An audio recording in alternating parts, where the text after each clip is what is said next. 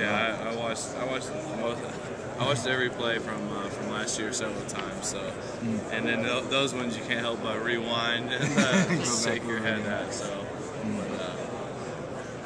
what are the ones that drive you nuts? I guess that you actually look at and say, "Oh, man." The specific plays from last year. What are the ones that you look at the same and kind of funny? Well, probably the Iowa one. The bounce off 8 guys. And, yeah.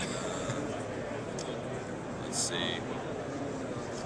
Northwestern 4th and 5 in the fourth quarter. That was a tough one because we ran a play that we really felt like we could complete a pass on at any time, and that was a tough one for me because I kind of got antsy and threw it too quick. Didn't come back to the backside, so that was a tough one. Obviously, Penn State, the intercepted screen hurt. Purdue, the intercepted screen hurt. Right. Just stuff like that, I'd say, are ones that you look at. Obviously, turnovers. They all kind of vented into turnovers. So, I mean, as an offense, we know that you can't turn the ball over. And I think turnovers are probably the most important statistic in football. And you know, if you can win the turnover battle, then a lot of times out of 10, you're going to come out with the win. So, but that's just something. What's kind of the overarching lesson you learned from like watching those games? Is it just a question of like stepping up focus, making sure you don't lose focus on a play? Is that kind of how it? I think somewhat. The purpose it serves, I guess. I think somewhat, yeah. I think you know, watching those plays, you can learn a lot from it. You can learn what you did technique-wise. Why did I, throw a pick off 8 guys and it? Well, maybe it was because I dropped the ball a little bit on my release and I could have got it out a split second quicker. Right. Or why did a screen get intercepted? Maybe I didn't look downfield long enough to keep the defensive line rushed at me, and I could have dropped it over him. So, stuff like that, you definitely can learn. And but a lot of times it's just a game, and stuff happens too. So I think there's things you can look at specifically to learn, and that's a positive. How much, I guess, you guys talked in spring about, wearing shirts that said finish. How much did everybody just buy into that?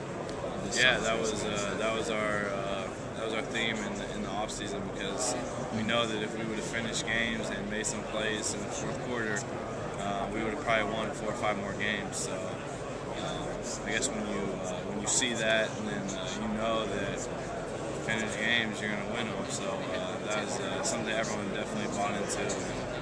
Something that we're excited about getting started in camp. Chance that the way the divisions break down, you could lose. I mean, obviously you guys are going to be with Purdue. Yeah. But I wonder about the Illinois series. If you guys are permanent rivals at this point, but I wonder if there's a possibility that changes, and how would the guys in Indiana feel about that? Yeah, well, I think Illinois is a team that we always look forward to playing. We've had a couple good battles. We got a good win against them at home last year, but then 2 years ago, they beat us pretty good at their place. So I think that's a game that our guys look forward to, especially, the state's right next to each other, and I'm sure there's a lot of recruiting back and forth. So I think that's something that both schools probably wish we could continue.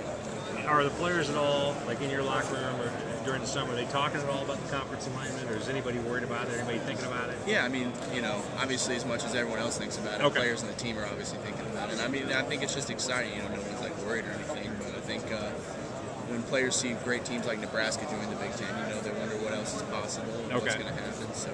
Do you figure Purdue and you guys are together in some way, shape, or form? Oh yeah, I think that's pretty much guaranteed. Okay, so you're confident in that. Yeah. And the other thing that people keep talking about, and just be up the road from you guys, is the title game. The very first title game could easily be at the Zola. Yeah. I guess that makes sense. And would you guys, with Indiana football, feel pretty good about that? Definitely. Just being around Indianapolis, you realize all the sports fans there are, and the great stadiums that they have, Lucas Oil. Okay. I think would be ideal, and it's kind of it's in the middle of a lot of things, a lot of Big Ten teams. Should that game though be outside? Should that title game be out? You're the Big Ten. You guys playing cold weather. You're playing now Minnesota. You're playing Wisconsin. Michigan. Yeah. Should it be? That would take Lucas Oil out, obviously. But could you? I think, I'd prefer it to be outside, but if you're going to play at a great stadium like Lucas Oil, I think, I'd definitely be happy with that. I think it's the offensive guys that want it inside, so they can have. So your Soldier Field would be okay with you? Yeah, anywhere would be okay. A little bit of a shame that you don't have the opportunity to play in that 12-team league, or I mean, I guess you could do what you got to do, right? Yeah, I mean, it would be nice to play Nebraska, but playing Penn State and Ohio State, I guess that'll cover it. Yeah. This team this year is a team that, I mean, we have the pieces to go out there and hopefully win the Big Ten championships. I mean, it's all about working hard and just coming every day, coming to fight, and going out there and finishing games. Are you happy with how your career has turned out? Yeah, I'm very happy. I mean, I'm glad things worked out how they are. I mean, everything happens for a reason. I mean, my career has turned out well, and I still got another year, so hopefully, I can make it even better.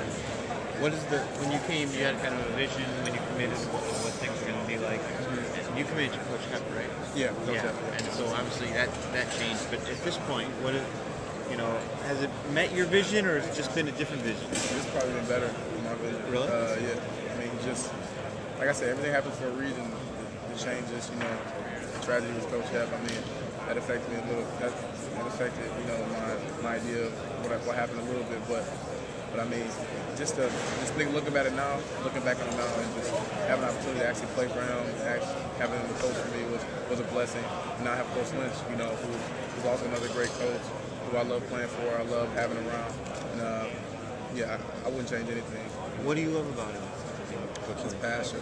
His passion for football. I mean, he's a great guy. He's a great coach who knows how to handle his players in different situations. And like I said, just passion for football is what I love about him. Last year we talked about the acting a little bit. Have you pursued that? Have you continued to pursue that? Have you been in more shows in the spring? Well, no more shows. I wasn't able to do any shows in the spring. But I did a short movie for a guy who's in the theater department. So I shot a short film there. But really my focus has been football. Just to try to be the best player I can be. Try to lead the guys. I have time for all the other stuff later, but football's my main focus right now.